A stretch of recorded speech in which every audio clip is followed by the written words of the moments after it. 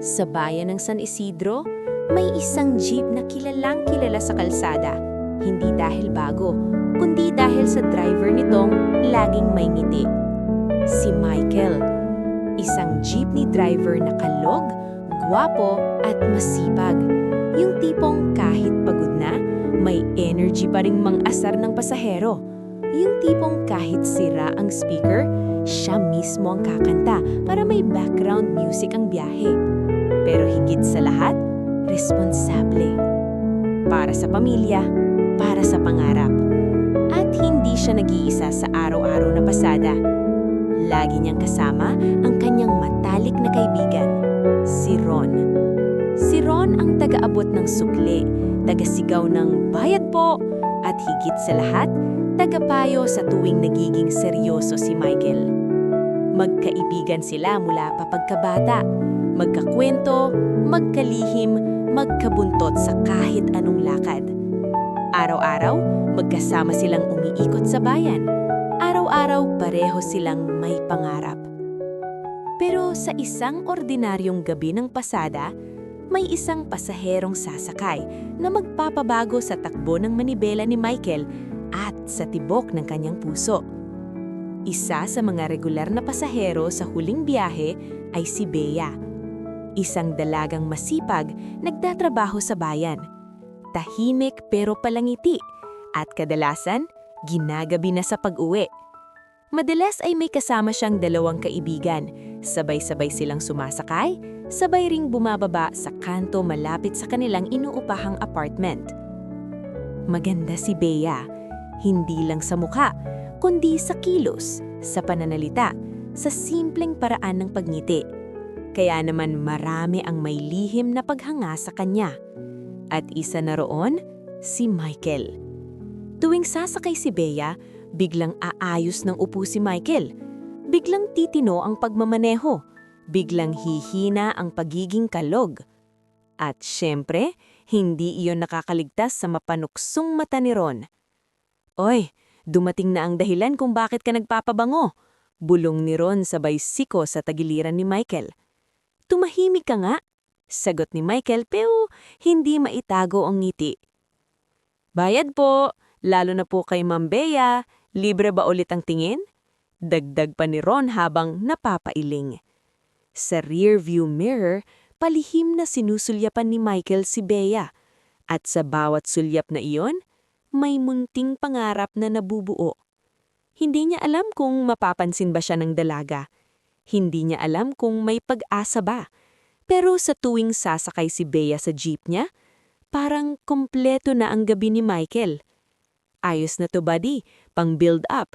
Ikaw na bahala kung kailan magkakaroon ng unang interaction nila. Aksidente ba? May makakalimutang gamit?" Isang gabi matapos ang mahabang pasada, huminto sina Michael at Ron sa paborito nilang karinderya sa gilid ng kalsada.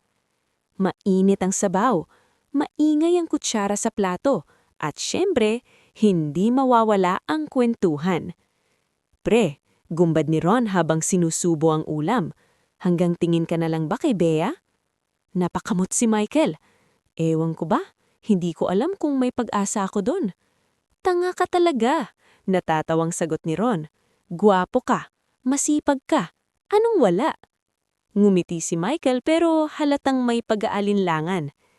"Pre, ang dami kayang may gusto sa kanya. Baka hanggang pasahero lang talaga tingin niya sa akin." Habang nag-uusap sila, may dumaan na 3 babae sa tapat ng karinderya. Natahimik si Ron. Unti-unting napalingon si Michael. At doon, niya nakita si Bea.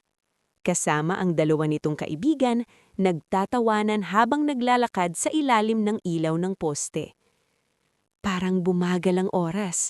Parang biglang nawala ang ingay ng paligid. Pagkakataon na to," bulong ni Ron.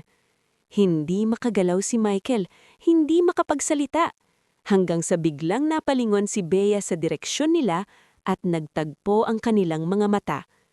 Sa unang pagkakataon, hindi sa rear-view mirror nagtagpo ang tingin nila, kundi harapan.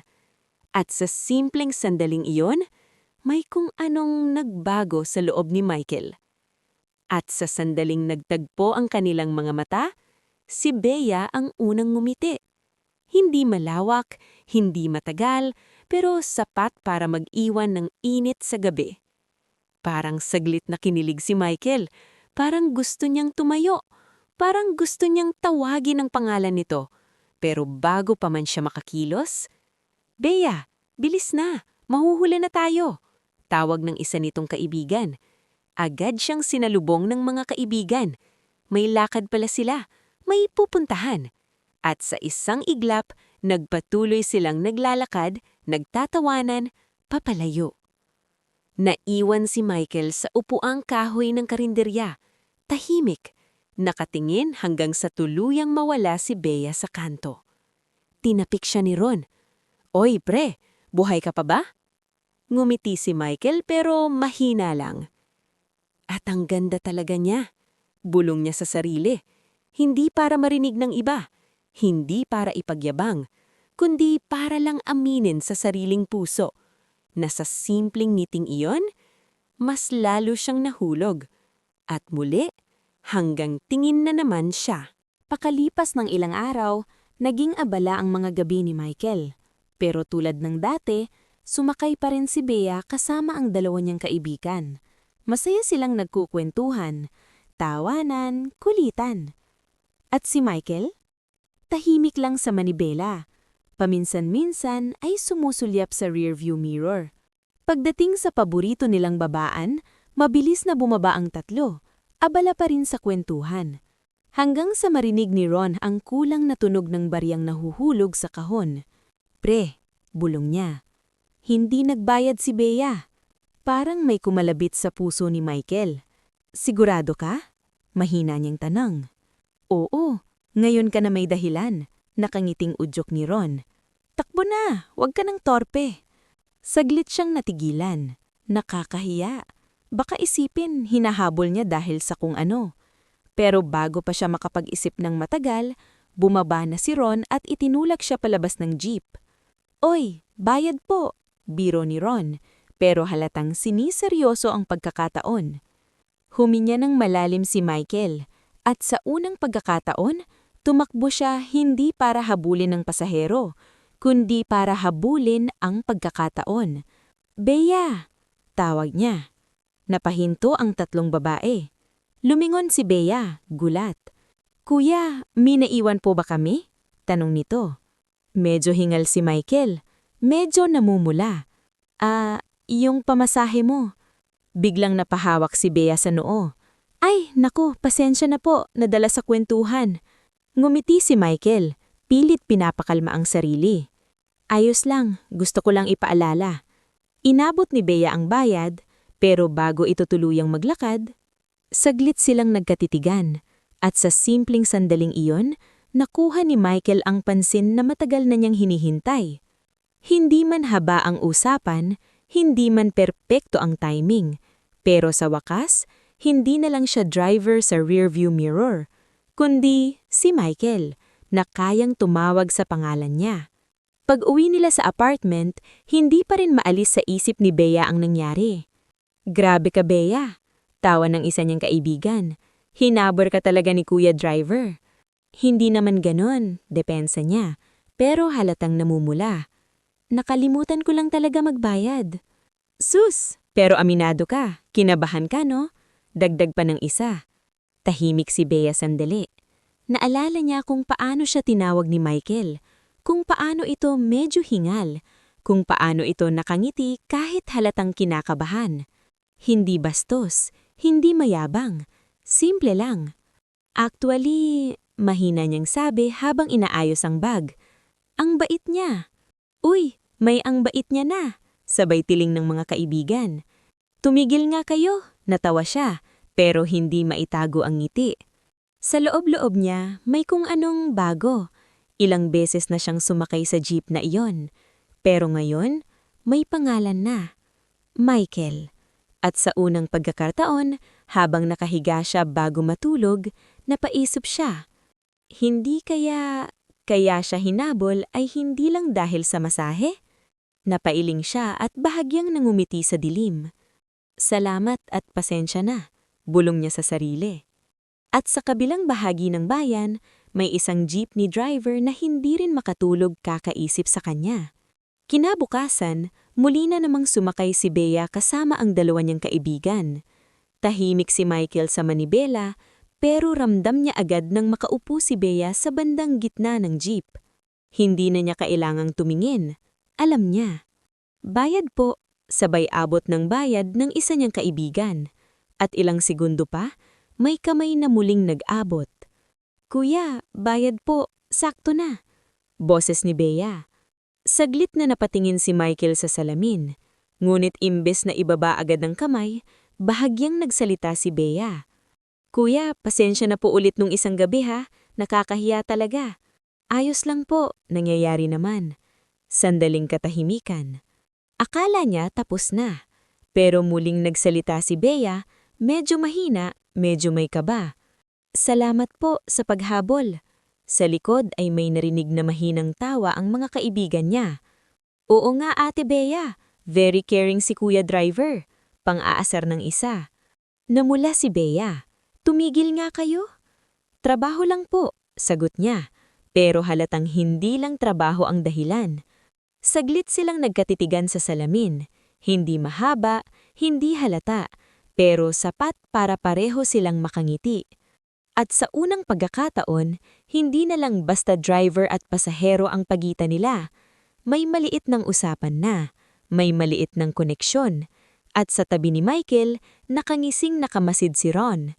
Pre, bulong niya, umpisa na yan. Ilang gabi pa ang lumipas. Sanay na si Michael na may konting usapan na sila ni Bea tuwing sasakay ito. Simpleng, ingat po, salamat po. Maulan ngayon, kuya.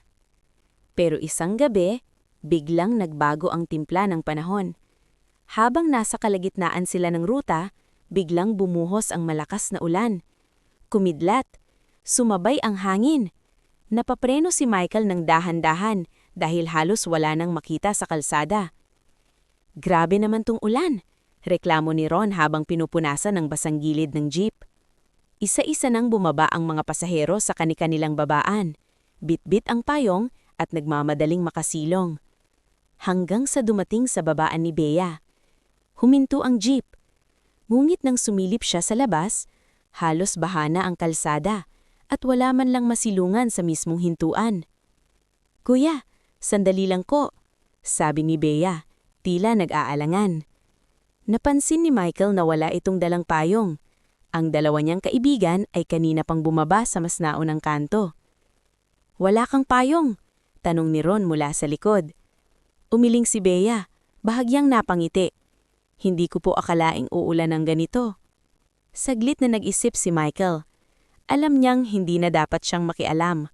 Trabaho lang, hatid sundo lang. Pero nakita niyang palakas ng palakas ang ulan. Hintayin muna nating humina, mahinahon niyang sabi. Delikado tumawid. Tahimik si Bea. Umuko muna siya ulit sa dulo ng jeep. Sa labas, parang galit ang langit. Ilang minuto ang lumipas. Pre, bulong ni Ron sabay siko kay Michael.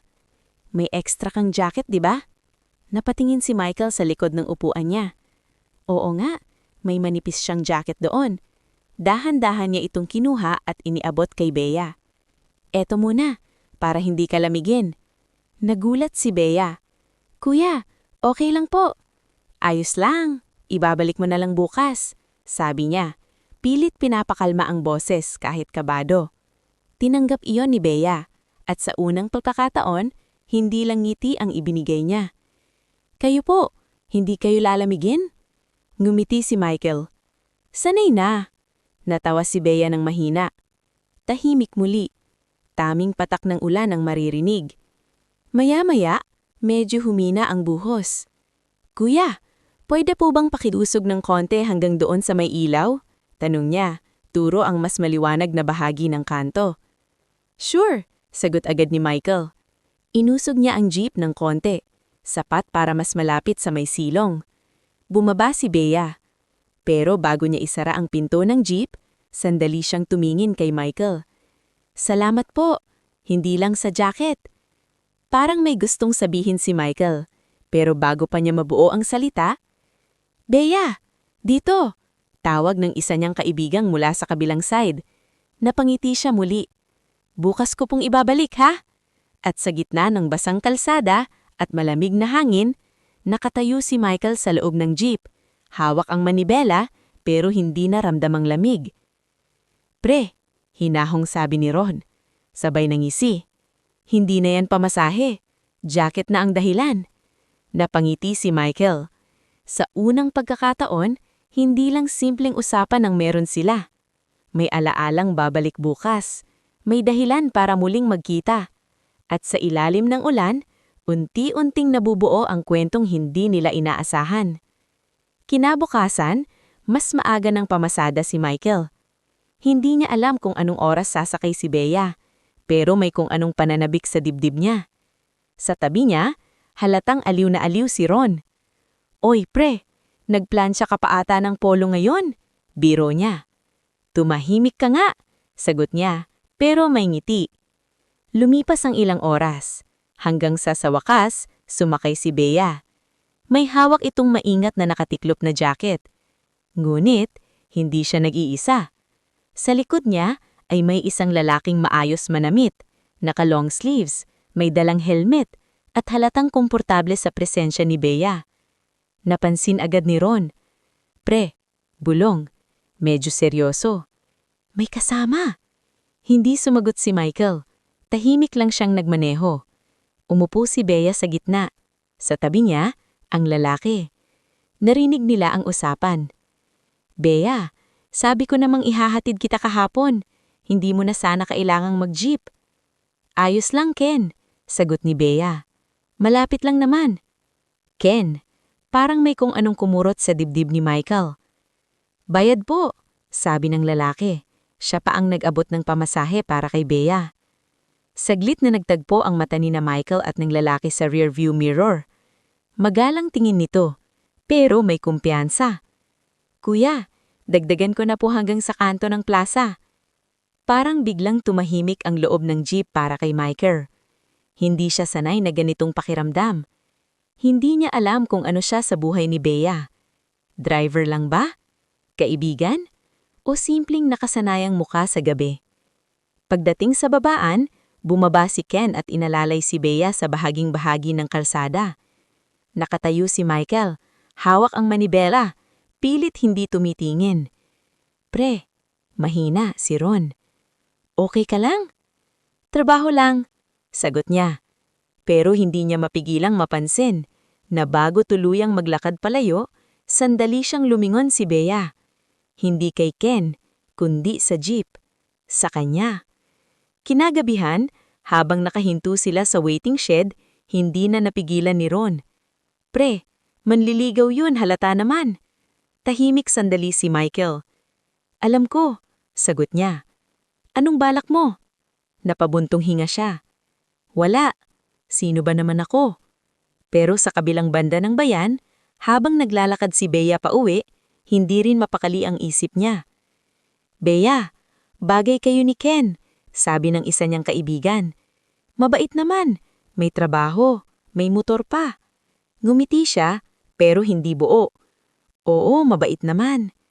"Pero," tanong ng kaibigan niya. Tahimik siya sandali.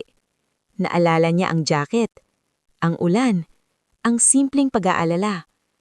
"Wala," sagot niya, pero alam niyang may kulang.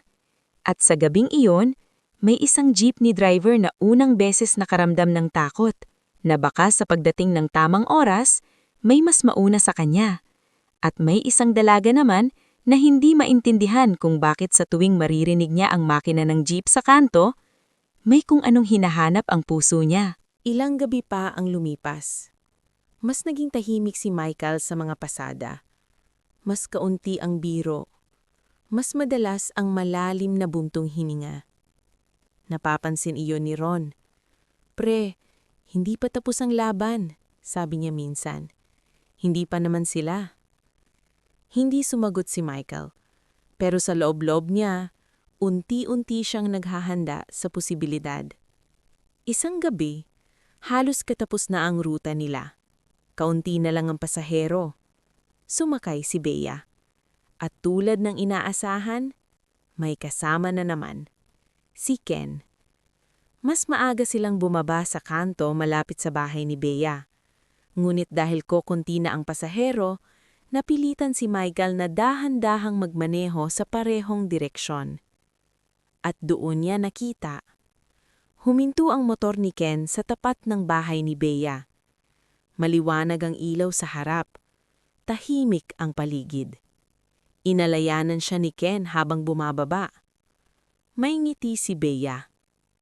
May sinabi si Ken na hindi marinig mula sa loob ng jeep. Napatawa si Bea. Saglit na tumayo silang magkatapat. At sa isang sandali na tila mabagal ang oras, hinawi ni Ken ang basang hibla ng buhok ni Bea mula sa mukha nito.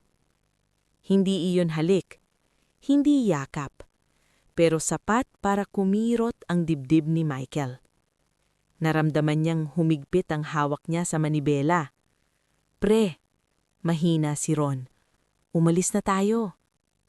Dahan-dahang umandar ang jeep. Habang papalayo sila, napatingin si Michael sa side mirror. Nakita niyang pumasok na si Bea sa gate. Si Ken naman ay ilang segundo pang nakatayo roon bago sumakay ulit sa motor. Tahimik ang biyahe pabalik. Walang biro, walang tukso. Pagdating sa terminal, sandaling hindi bumaba si Michael.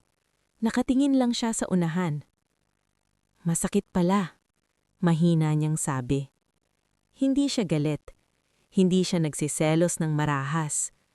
Pero doon niya naramdaman na ang paghanga, kapag hindi nilalabanan, maaaring maagaw. Tinapik siya ni Ron sa balikat.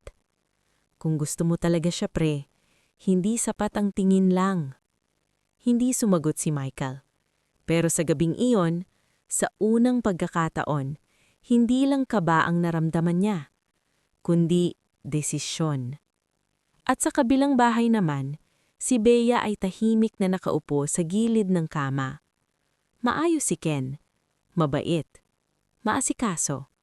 Pero habang pinupunasan niya ang buhok niya ng tuwalya, may isang imahe ang paulit-ulit na pumapasok sa isip niya. Isang jeep, isang ngiti sa rearview mirror, isang simpleng lalaking tahimik pero totoo. At hindi niya alam kung bakit. Pero habang pinapakinggan niya ang humihina ng tunog ng motor ni Ken sa labas, parang may kulang pa rin. Kinabukasan, iba ang timpla ni Michael. Hindi na siya kasing tahimik ng mga nakaraang gabi. Hindi rin siya kasing saya tulad dati. Parang may malinaw na desisyon na nabuo sa kanya habang nakatitig sa kisame kagabi. "Pre," bungad ni Ron habang inaayos ang barya sa kaha. "May balak ka ba talaga o aasa ka na lang sa tadhana?" Huminga ng malalim si Michael. Hindi ko pwedeng hayaang maagaw siya nang hindi man lang niya nalalaman kung ano ko para sa kanya. Napangiti si Ron. "Ayan, yan ang gusto kong marinig." Pagdating ng gabi, sumakay si Bea. Mag-isa, walang Ken, walang kasama. Tahimik ang loob ng jeep. Kaunti lang ang pasahero. "Bayad po," sabi niya, sabay abot ng pera. Saglit na nagtitigan sila sa rearview mirror. "Salamat po," sagot ni Michael. Hindi siya agad sinabi ulit. Pero ramdam niya, kung hindi ngayon, kailan pa? Pagdating sa babaan ni Bea, bahagyang humina ang ulan. Basang-basa ang kalsada mula sa ambon kanina. Bumaba si Bea, at bago pa tuluyang sumara ang pinto ng jeep, "Bea." Hindi na ma'am, hindi na miss. Bea. Napahinto siya. Lumingon. Bumaba si Michael mula sa driver's seat. Naiwan si Ron sa loob, tahimik pero nakangiting nagbabantay. "May naiwan ba kaming ulit, be?" Biro ni Bea, pero halatang kinakabahan din. Ngumiti si Michael, pero seryoso ang mga mata. "Wala." Saglit na katahimikan. Naririnig ang patak ng tubig mula sa bubong ng jeep. Naririnig ang mahihinang yabag ng mga dumadaang tao. Alam ko naman, may nanliligaw sa'yo. Diretsyong sabi niya. Nagulat si Bea, pero hindi umiwas ng tingin. Wala naman akong karapatang magselos. Dagdag niya agad. Driver mo lang ako. Bahagyang ngumiti si Bea. Hindi lang driver ang tingin ko sa'yo. Parang may kuryenteng dumaloy sa katawan ni Michael. Huminga siya ng malalim. Hindi ako mayaman. Wala akong motor. Wala akong maipagmamalaki kundi trabaho ko at pangarap ko. Tahimik si Bea. Nakikinig. Pero kung bibigyan mo ako ng pagkakataon, gusto kitang ligawan. Hindi dahil nauna ako. Hindi dahil gusto kitang agawin. Kundi dahil totoo yung nararamdaman ko. Walang grandiose na background music. Walang palakpakan. Ulan lang na patuloy na pumapatak sa gilid ng kalsada. Matagal bago nagsalita si Bea. Michael. Ngayon, pangalan niya naman ang binigkas. Hindi ako madaling maniwala sa salita. Pero napapansin ko ang gawa. Napangiti siya ng bahagya. Hindi ko pa masasabi kung ano man ang meron sa atin. Saglit na tumigil. Pero pwede kang manligaw. Parang napahinto ang mundo ni Michael. Talaga? Isang kondisyon. Dagdag ni Bea, may konting ngiti. Walang special treatment sa pamasahe. Napatawa si Michael. Unang totoong tawa matapos ang ilang araw. Deal. Mula sa loob ng jeep, pumalakpak si Ron ng mahina. Oy, pre, panalo. Namula si Bea. Kuya Ron naman eh. Sa gabing iyon, hindi lang basta bumalik sa pasada si Michael. Bumalik siya na may direksyon, may lakas ng loob, may pag-asa. At sa unang pagkakataon, hindi na siya naghahabol ng pagkakataon. Siya na mismo ang gumawa. Pagkapasok ni Bea sa apartment, hindi pa man siya nakakaalis ng sapatos? Ooh! Sabay sigaw ng dalawa niyang kaibigan. Napatigil siya. Ano? Kunwari inosente. Late ka ha? Sabi ni Mira habang nakangisi. May kausap ka ba sa labas? Wala. Mabilis na sagot ni Bea. Pero halatang may tinatagong ngiti. Lumapit si Carla, nakapamayawang. Bea, alam namin niyang ngiting yan. Napabuntong hininga si Bea at umupo sa kama. Tahimik siya sandali. Nanliligaw siya, mahina niyang sabi. Isang segundo ng katahimikan, sabay tili. Ah! Yung jeepney driver? Si Kuya Michael? Shh! Huwag kayong maingay! Natatawang saway ni Bea, pero namumula na. Details! Gusto namin ng details! Napailing si Bea halatang kinikilig habang nagkukwento. Pagbaba ko kanina, tinawag niya ako sa pangalan. Uy! First name basis! Hirit ni Carla. Tapos bumaba siya ng jeep. Sabi niya, alam niyang may nanliligaw sa akin. Aray! Sabay tili ulit ng dalawa. Hindi siya nagyabang, tuloy ni Bea. Hindi rin siya nagmukhang galit. Diretsahan lang. Sinabi niyang gusto niya akong ligawan. Sandaling natahiwik ang mga kaibigan niya. Serious? Tanong ni Mira. Mas mahinahon na. Tumanggo si Bea. Alam niyo yung pakiramdam na hindi ka pinipilit? Hindi ka minamadali? Parang gusto niya lang ipaalam na nandun siya. Anong sabi mo? Excited na tanong ni Carla. Pinayagan ko. Sagot niya. Mahina, pero may ngiti.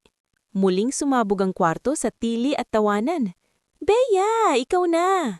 Jeep love story. From pamasahe to pagmamahal. Natawa si Bea, pero napahiga sa kama, nakatitig sa kisame. Hindi ko pa alam kung saan ito pupunta. Sabi niya. Pero iba siya. Paano iba? Tanong ni Mira.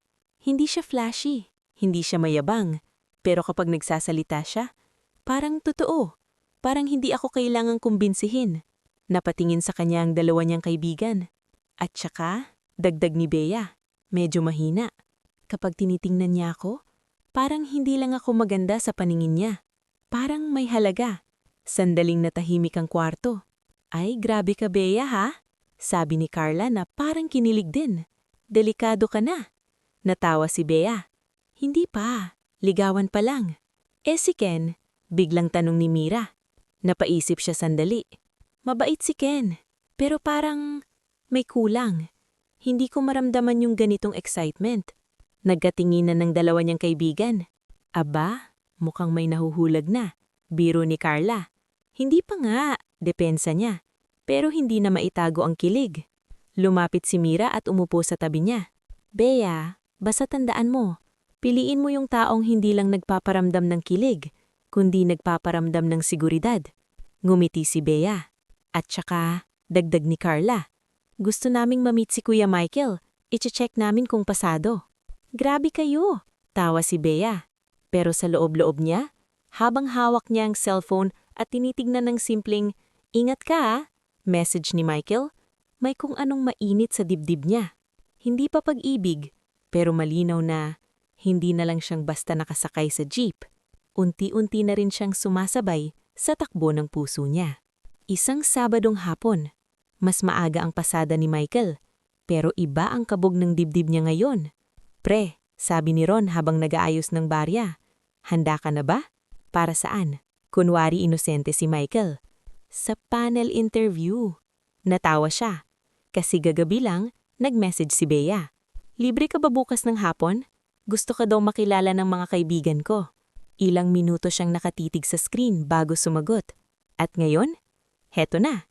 Sa maliit na milk tea shop malapit sa plaza, nauna nang dumating sina Bea, Mira at Carla.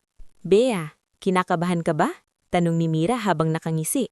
Hindi, sagot niya. Pero halatang ilang beses nang tinitignan ng pinto. Biglang tumunog ang maliit na bell sa may entrance. At pumasok si Michael. Simple lang ang suot, malinis na polo, maayos ang buhok, at may dalang maliit na paper bag. Sa likod niya, syempre, si Ron. Support system, bulong nito habang nakangisi. Napatingin si Bea. At sa sandaling iyon, parang bumagal ang paligid. Hindi dahil gwapo siya sa estilong artista, kundi dahil ramdam ang effort. Lumapit si Michael sa mesa nila. Hi, medyo kinakabahan pero may ngiti. Hello, sagot ni Bea. Mas mahinahon kaysa sa nararamdaman niya. Good afternoon po, bati ni Michael sa mga kaibigan niya. Nagkatinginan sina Mira at Carla. Ay, marunong magpo, bulong ni Mira. Umupo sila. Inabot ni Michael ang paper bag kay Bea. Hindi naman kailangan to, sabi ni Bea. Medyo nagugulat. Hindi naman mahal, sagot niya. Favorite mo raw strawberry cheesecake, sabi ni Ron. Napatingin si Bea kay Ron. Kuya Ron! Research yan. Proud na sagot nito. Natawa ang lahat. Naging magaan ang usapan. Kuya Michael, panimula ni Carla. Anong intensyon ninyo sa kaibigan namin? Halos mabulunan si Michael sa iniinom. Diretsahan pala. Biro ni Ron. Ngumiti si Michael, pero hindi umiwas. Simple lang po. Gusto ko siyang ligawan ng maayos. Hanggang kailan? Hirit ni Mira. Hanggang payagan niya akong tumigil. Sagot niya agad. Natahimik sandali ang mesa. Napatingin si Bea sa kanya. Hindi niya inaasahang ganun kasimple ang sagot. Si Ken? Biglang tanong ni Carla. Huminga ng malalim si Michael. Alam kong may mas nauna. At hindi ko siya inaagaw. Kung siya ang pipiliin ni Bea, rerespetuhin ko yun. Pero habang wala pang desisyon, manliligaw ako ng patas. Tahimik si Bea. Hindi siya sanay na may nagsasalitang ganito para sa kanya. Walang yabang, walang paninira sa iba. Totoo lang. Ilang minuto pa ang lumipas, puro kwentuhan at tawanan. Unti-unting naging komportable ang lahat. Hanggang sa napansin ni Mira na medyo nahuhuli sina Bea at Michael sa usapan. Magkatinginan. Parehong napapangiti. CR break tayo, biglang sabi ni Carla sabay hila kay Mira. Hoy, bulong ni Bea, pero huli na. At biglang silang dalawa na lang sa mesa. Tahimik, pero hindi awkward. Okay ka ba? Tanong ni Michael. Tumanggo si Bea. Salamat sa pagpunta. Salamat sa pag-introduce. Sagot niya. Sandaling katahimikan. Kinabahan ako, amin ni Michael. Ako rin. Sagot niya agad. Nagkatinginan sila.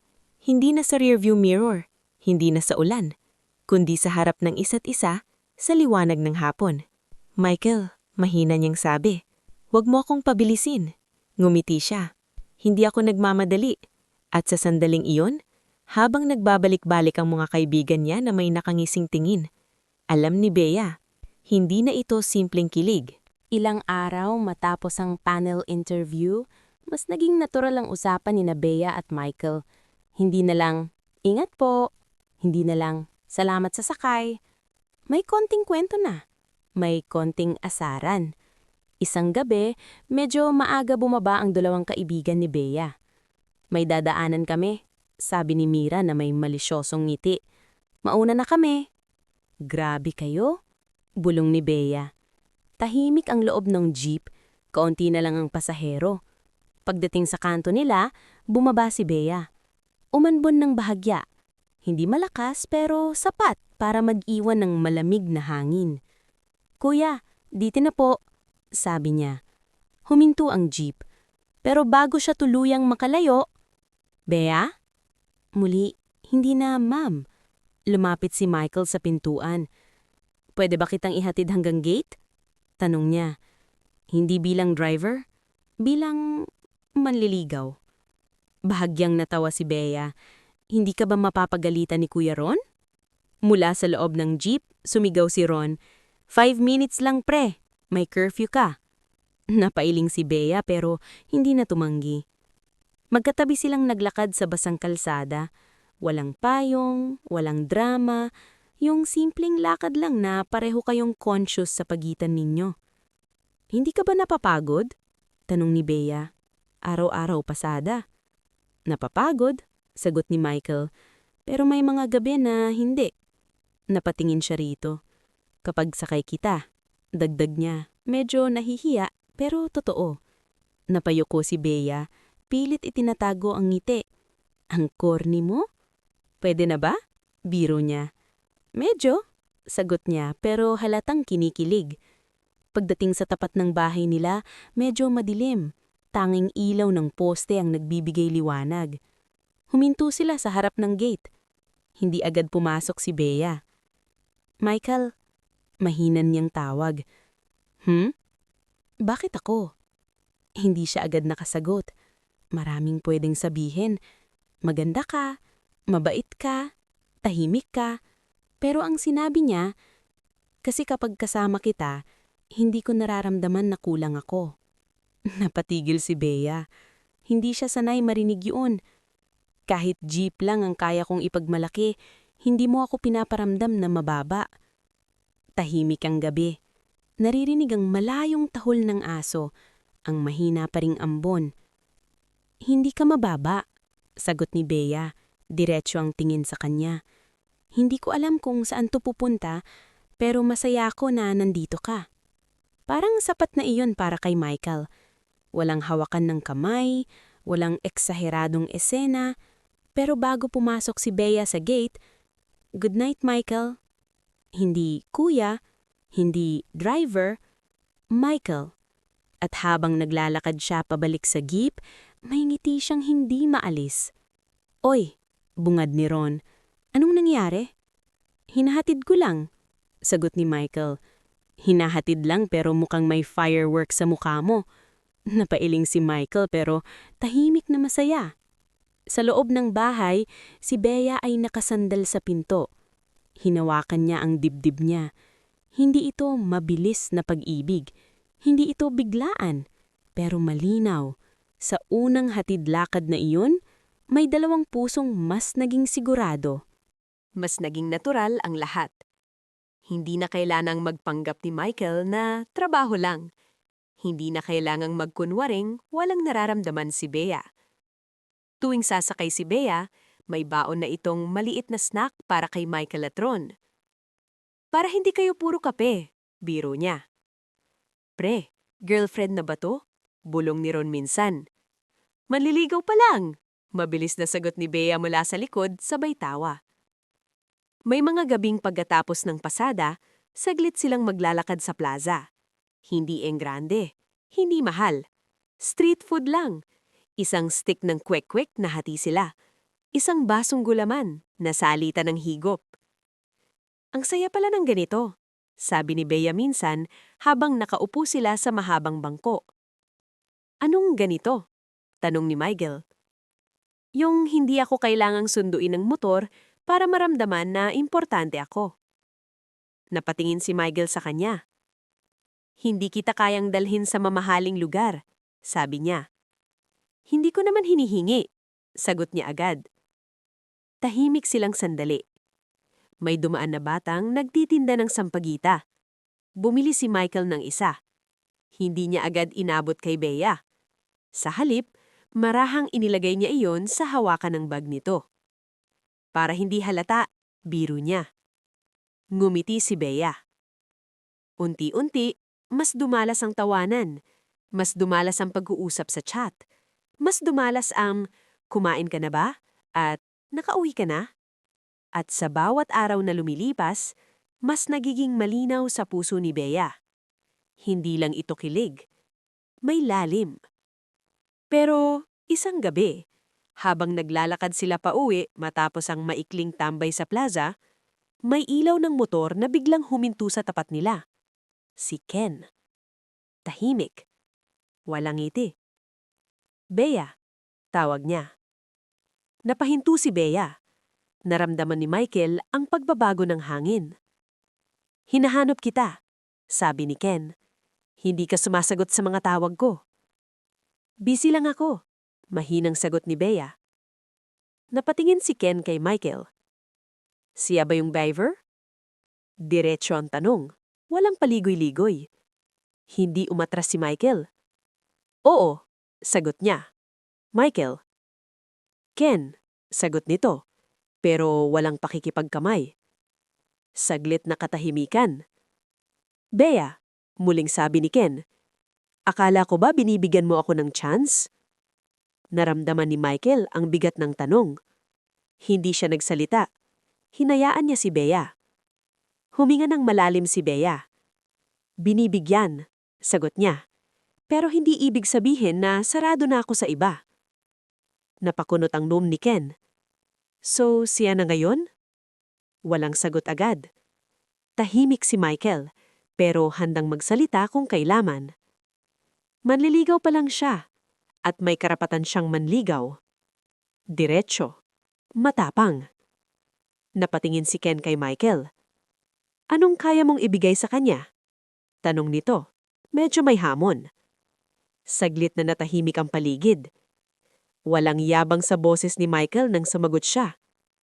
Hindi ko alam kung ano ang kaya kong ibigay na mas higit sa'yo, pero kaya kong panindigan ang nararamdaman ko. Tahimik. Mabigat ang hangin. Sa unang pagkakataon, hindi lang kilig ang nasa pagitan nila, kundi pagpili. At sa gitna ng dalawang lalaking parehong handang lumaban, si Bea ang may huling salita. Pagkatapos ng gabing iyon, hindi agad nagdesisyon si Bea. Walang dramatic na, ikaw ang pipiliin ko. Walang closure. Sa halip, naging mas tahimik siya. Sa jeep, nakangiti pa rin siya kay Michael, pero may mga sandaling tila may iniisip. Okay ka lang? Tanong ni Michael isang gabi. Oo, sagot niya. Pero hindi niya kayang tignan ito ng matagal. Napapansin niyo ni Michael, hindi na kasing dalas ang tambay nila sa plaza, hindi na kasing haba ang chat sa gabi. Isang beses, habang nasa terminal sila, biglang dumaan ang motor ni Ken. Huminto ito sa tapat ng jeep. Bea! Tawag nito. Sumilip si Bea mula sa loob. Hatid na kita, sabi ni Ken, diretso. Napatingin siya kay Michael. 1 segundo, 2 segundo. Walang sinabi si Michael. Hindi siya pwedeng mag-utos, hindi siya pwedeng magpilit. Okay lang ba? Tanong ni Bea, mahina. Ngumiti si Michael, yung ngiting pilit pero marangal. Kung saan ka komportable.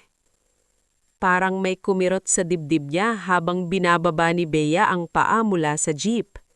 Sumakay siya sa motor ni Ken, at habang papalayo ang motor, nakatingin si Michael. Hindi galit, pero tahimik na nasasaktan. Pre, sabi ni Ron, hindi pa tapos to.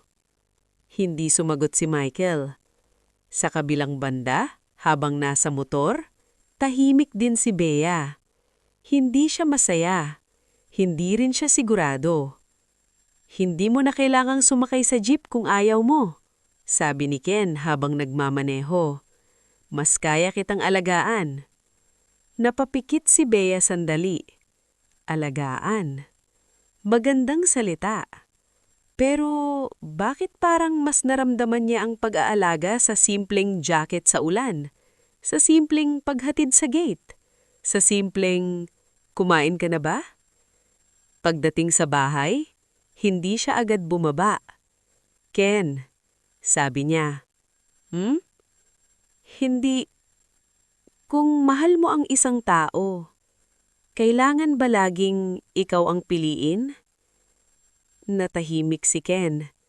At sa gabi diyon, sa magkabilang dulo ng bayan, may isang lalaking tahimik na nagtatanong kung sapat ba ang pagiging totoo. At may isang babaeng unti-unti nang nararamdaman na ang pagpili ay hindi tungkol sa kung sino ang mas kaya, kundi kung sino ang mas nagpapagaan ng puso. Lumipas ang mga araw. Oo, nandyan pa rin ang ngiti niya kapag kasama si Michael, pero kapag mag-isa na siya, may lungkot na bumabalot sa kanya. Napapansin yun ng barkada. Isang gabi, nagkita-kita sila sa paborito nilang coffee shop. Tahimik si Bea. Hindi siya sumasabay sa biruan. Hindi yung Bea na kilala nila. "Bea," mahinang sabi ni Liza, hawak ang kamay niya. "Hanggang kailan mo hahayaang hati ang puso mo?" Napayuko si Bea. "Hindi ko alam." Halos pabulong niyang sagot. "Ayokong may masaktan." "At kita namin yun." Tahimik ang mesa. At doon na bumuhos ang lahat. "Si Michael, ang gaan ng pakiramdam ko kapag kasama ko siya.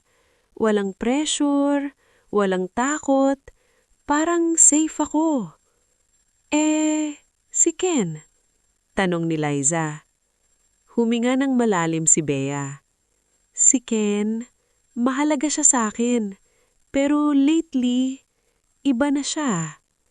Kung paano kumakatok ito ng malakas, kung minsan napapasigaw siya kapag hindi agad siya sinasagot. "Bea, labas ka dyan! Kailangan nating mag-usap!" Sigaw ni Ken isang gabi. Amoy alak, pulang-pula ang mata. Natakot si Bea.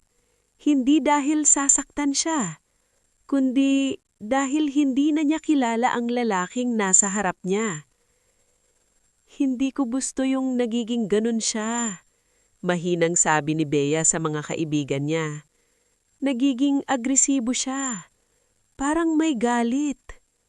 Natahimik ang barkada. "Bea," seryosong sabi ni Mara, "hindi mo responsibilidad ayusin ang taong ayaw ayusin ang sarili niya. At hindi ka dapat natatakot sa taong nagsasabing mahal ka niya." Doon tuluyang bumuhos ang luha ni Bea. Hindi siya umiiyak dahil hindi siya mahal. Umiiyak siya dahil kailangan na niyang mamili. At sa kauna-unahang pagkakataon, tinanong niya ang sarili niya, saan ba talaga siya payapa? Kinabukasan, muli na namang nag-text si Ken. "Mag-usap tayo. Huwag mo akong iiwas." Kasunod nun ay tawag. Hindi niya sinagot. Makalipas ang ilang oras, may kumatok sa gate nila. Namlamig ang kamay ni Bea. Pero nang sumilip siya, hindi si Ken, si Michael. May hawak na maliit na paper bag.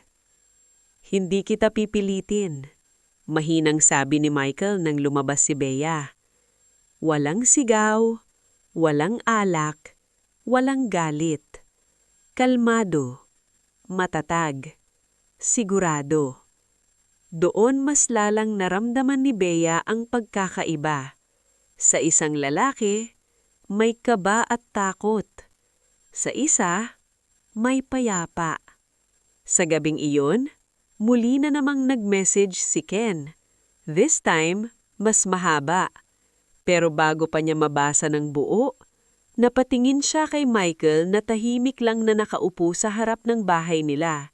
Hinihintay siyang magsalita. At alam niyang, hindi na ito tungkol sa kung sino ang mas matagal. Hindi na ito tungkol sa kung sino ang mas unang dumating. Kundi kung sino ang pipiliing maging mas mabuti. Lumipas ang 2 araw na hindi nagparamdam si Ken. Akala ni Bea, baka natauhan na. Akala niya, baka titigil na. Pero isang gabi, habang nasa labas sila ng bahay nila, nakaupo si Bea at Michael sa bangkong kahoy sa ilalim ng ilaw sa poste. Bigmay lang huminto na sasakyan sa tapat. Bumukas ang pinto. Si Ken. Hindi na siya nakangiti. Hindi na rin siya mukhang kalmado. May galit sa mga mata niya. Bea. Isang tawag na parang utos. Napatingin si Michael kay Bea. Ramdam niya agad ang pag-igting ng katawan ng dalaga. Ken, anong ginagawa mo rito? Mahinang tanong ni Bea. Lumapit si Ken. Mabilis ang hakbang. Amoy alak na naman. Ano? Dito ka na ngayon. May kapalit na agad. Sabay turo kay Michael. Tahimik si Michael. Hindi siya tumayo agad. Pinipigilan niya ang sarili niyang huwag patulan ng init ng sitwasyon. Ken, hindi ganito ang gusto kong usapan. Sabi ni Bea, nanginginig ang boses.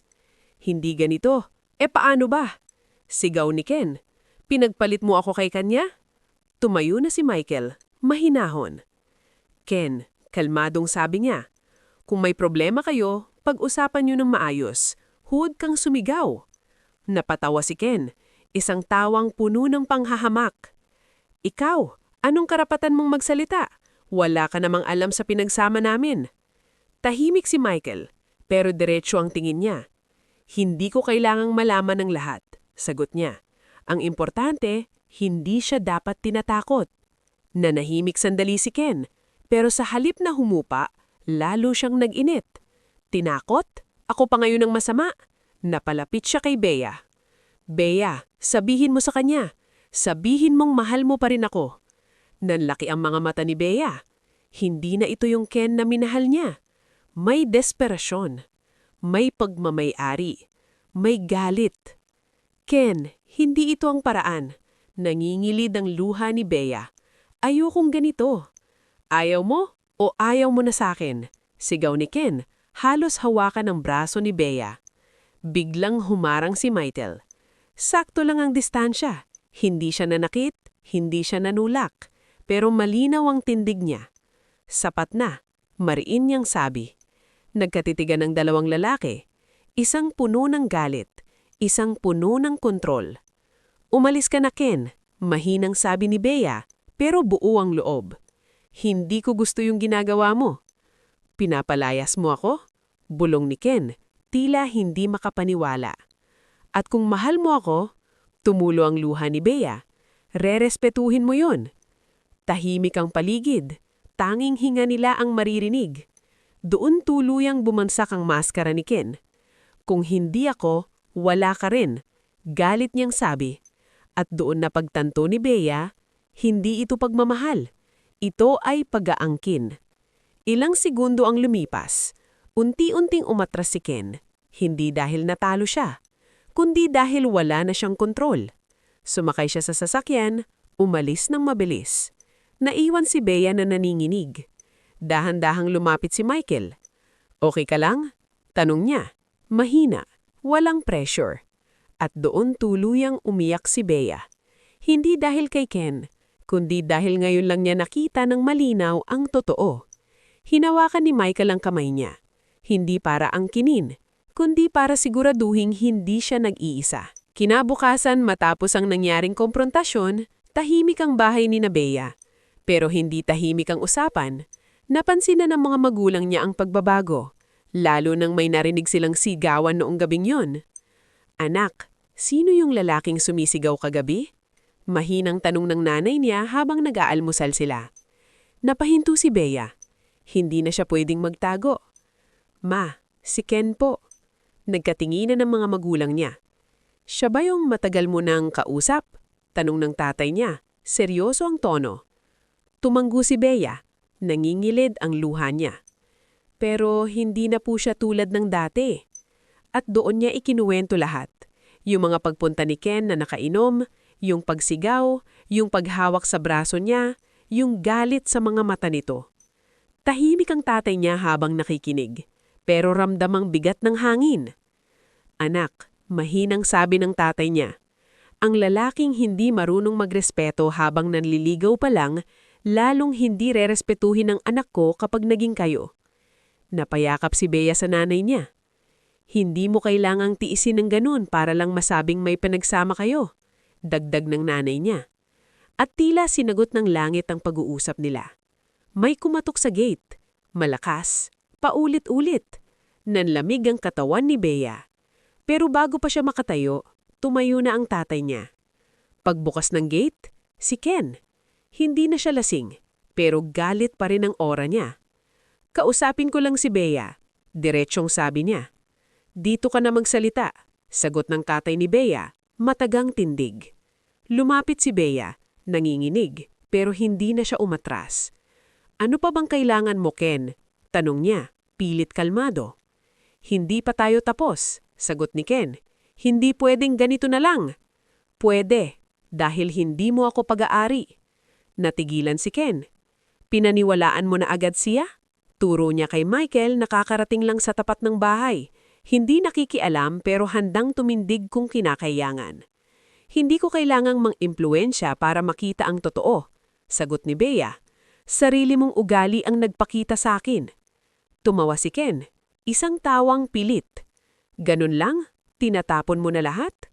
Hindi na napigilan ng tatay ni Bea. Iho, madiin niyang sabi, hindi mo pwedeng takutin ng anak ko at asahang mananatili siya. Kung may respeto ka pa sa kanya, dito na matatapos yan. Tahimik ang paligid. Narinig ng mga kapitbahay ang usapan. At doon sa hirap ng pamilya ni Bea, sa hirap ni Michael, lumabas ang huling anyo ni Ken. Ayusin niyo na lang ang buhay niyo, sigaw niya. Tingnan natin kung tatagal kayo. Pero wala nang panginginig sa mga mata ni Bea. Wala nang pagdadalawang isip. Ken, mahinahong sabi niya, pinapatawad kita. Pero hindi na kita pipiliin. Isang pangungusap, isang wakas. Sandaling nagtagal ang titigan nila. Pagkatapos, tumalikod si Ken at tuluyang umalis. Tahimik ang hangin. Dahan-dahang lumapit si Michael, pero hindi agad nagsalita. Tinignan muna niya si Bea. Sigurado ka? Tanong niya, mahina. Tumanggo si Bea. Ngayon lang akong naging sigurado. At sa unang pagkakataon matapos ang lahat, nakaramdam siya lang kapayapaan. Hindi dahil may kapalit si Ken, kundi dahil pinili niya ang sarili niya. Ilang araw matapos ang komprontasyon, mas gumaan ang paligid sa bahay ni Bea. Parang may nabunot na tinik sa dibdib niya. Isang hapon, niyaya siya ni Michael maglakad sa tabing ilog sa probinsya, yung lugar na mahangin, may amoy ng dama at huni ng kuligrik habang papalubog ang araw. Magkatabi silang naglalakad. Hindi nagmamadali, hindi rin nag-uusap agad. Hanggang sa si Michael ang unang nagsalita. Bea, hindi ako pumasok sa buhay mo para maging panakip-butas. Napatingin si Bea sa kanya. Alam kong sugatan ka pa, at ayokong madaliin ka. Huminto sila may tulbong ng kahoy. Pero kung may isang bagay akong sigurado, ito yun. Hindi kita pipilitin. Pipiliin mo ako dahil gusto mo. Hindi dahil ako ang mas mabait. Hindi dahil ako ang mas tahimik. Kundi dahil ako ang mahal mo. Nanunubig ang mga mata ni Bea. Bea, mahinang tawag niya. Huminga siya ng malalim. Sa'yo lang ako nakahinga ng ganito. Pag-aamin niya. Lumapit si Michael, pero hindi siya hinawakan agad. At mahal kita, tuluyang sabi ni Bea. Walang palakpak, walang fireworks, pero ramdam sa dibdib. Napapikit si Michael, tila inipon muna ang sandali. Mahal din kita, Bea. Hindi dahil kailanan kita, kundi dahil pinipili kita. Dahan-dahan niyang hinawakan ang kamay ni Bea. Sa pagkakataong yun, wala nang anino ng nakaraan. Kapayataan lang. Lumipas ang mga buwan. Mas naging masaya si Bea. Mas maaliwalas ang mukha niya. Mas buo ang tawa. Hindi perpekto ang relasyon nila ni Michael. May tampuhan, may pag-uusap, may pag-a-adjust. Pero laging may respeto. Isang gabi, may simpleng handaan sa bahay ni Bea. Birthday ng nanay niya. Nandun ang barkada. Nandun ang pamilya. Masaya, maingay, puno ng ilaw at tawanan. Biglang tumayo si Michael. Akala ng lahat, magtutoast lang. May gusto lang sana akong sabihin. Medyo kinakabahan niyang sabi. Napatingin si Bea. Sa pamilya ni Bea, salamat po sa pagtitiwala. Hindi ko po siya pangangawaan ng perpektong buhay. Tahimik ang paligid. Pero ipinapangako ko po na araw-araw ko siyang pipiliin. Ipaglalaban sa tamang paraan at rerespetuhin kahit sa mga araw na mahirap. Unti-unting lumapit siya kay Bea at doon siya lumuhod. Nanlaki ang mga mata ng barkada. Bea, hindi kita ililigtas. Hindi kita kukunin mula sa kung saan ka man. Gusto ko lang maging kasama mo sa lahat ng tatahakin mo. Inilabas niya ang maliit na kahon. Papayagan ka bang piliin natin ang isa't isa habang buhay? Tuluyan nang bumagsak ang luha ni Bea. Hindi ito dahil sa sakit, kundi dahil alam niyang hindi siya natatakot. Tumanggo siya, nangingiti sa gitna ng pag-iyak. Oo, sumabog ang palakpakan. Niyakap siya ng pamilya niya, nagtilian ng barkada, at sa gitna ng lahat, tahimik na nagkatitigan sina Bea at Michael. Walang takot, walang galit, walang pagmamay-ari. Pagmamahal lang na malaya. Maaliwalas ang umaga sa probinsya. Ang simbahan ay simpleng pinalamutayan ng puting bulaklak at mga dahon ng eucalyptus. Hindi enggrande, pero ramdam ang pagmamahal sa bawat detalye. Habang naglalakad si Bea papunta sa altar, hawak ang braso ng kanyang tatay, nangingilid ang luha niya, pero hindi ito luha ng takot. Ito ang luha ng babaeng sigurado. Sa unahan, naghihintay si Michael. Nangingiti, medyo kinakabahan, pero buo ang loob. Nang magkatapat sila sa altar, tila huminto ang mundo. Sa araw na ito, sabi ng pari, pinipili ninyong maging isa, hindi dahil madali, kundi dahil handa kayong magsama sa hirap at ginhawa. Nagkatitigan sila, at sabay nilang sinabi ang I do. Palakpakan, hiyawan, luha ng pamilya, tawanan ng barkada. Sa reception, hindi mawawala ang asaran. O Bea, buti na lang hindi ka nagkamali, bulong ni Liza habang iyak-iyak. Alam ko na ngayon ang tunay na pagmamahal, sagot ni Bea, nakangiti. At sa gitna ng sayawan, hinawakan ni Michael ang bayong niya. Salamat, bulong niya. Sa akin, tanong ni Bea. Sa pagpili sa akin. Mas naging makulay ang buhay nila. 2 anak ang dumating, isang lalaki at isang babae. Ang bahay nila, dating tahimik, ngayon puno ng laruan, tawanan at minsan iyakan sa madaling araw. Pero sa bawat pagod, may ngiti. Hindi naging madali ang simula ng negosyo. Nagpatayo si Michael ng talyer, maliit lang muna, at hindi niya ito ginawa mag-isa. Kasama niya si Ron, matalik niyang kaibigan, na naging katuwang niya sa pagpapatakbo ng talyer. Si Ron ang namamahala sa mga mekaniko at kliyente. Si Michael naman ang tutok sa makina at diskarte. Unti-unti, lumaki ang pangalan ng talyer sa bayan.